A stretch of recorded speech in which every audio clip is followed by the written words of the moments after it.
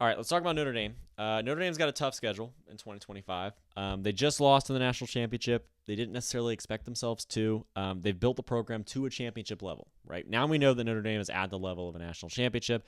Do they have the wherewithal to get over the hump? Is the question left to ask. Let's look at the schedule. It's much more difficult than Indiana's. Notre Dame, they go to Miami to start the year.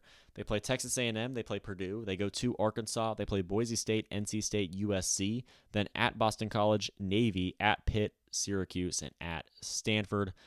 That's an impossibly tough start. And if you were listening through all of that, you'll see at Miami, Texas A&M, Boise State. They were all ranked by the end of the year. USC and Arkansas on the road are some underratedly very difficult games as well. Those are some legitimate programs. An SEC program on the road is going to be difficult no matter how you slice it. USC, of course, is always a big-time game. Notre Dame's scheduled tough, which is interesting because they, for real, don't need to. It's not just that there's a 12-team playoff. It's that Notre Dame got in with one bad loss in the playoff easily, right? They were top 4 team in the rankings. Sure, last season was a bit chaotic, but still, Notre Dame did it with no problem with just one loss. Playing a cupcake schedule. Sure, they had the Texas A&M win. They don't need to play this many ranked teams. They don't need to play this many quality opponents, but they are, and they did schedule that way. Great for them. I appreciate that.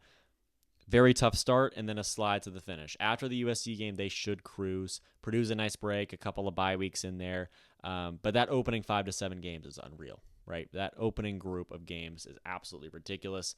My floor for that reason for Notre Dame is 9-3. I think there could be 3 losses on the schedule. They could start 0-2, right? There's some tough spots. I think 9-3 is the floor for Notre Dame if things go poorly. The ceiling's 12-0. They can always go 12-0. My prediction is 11-1. I think there's one loss on here. It might be at Miami, and if it's not, then maybe it's at home against Texas A&M after having to go to Miami.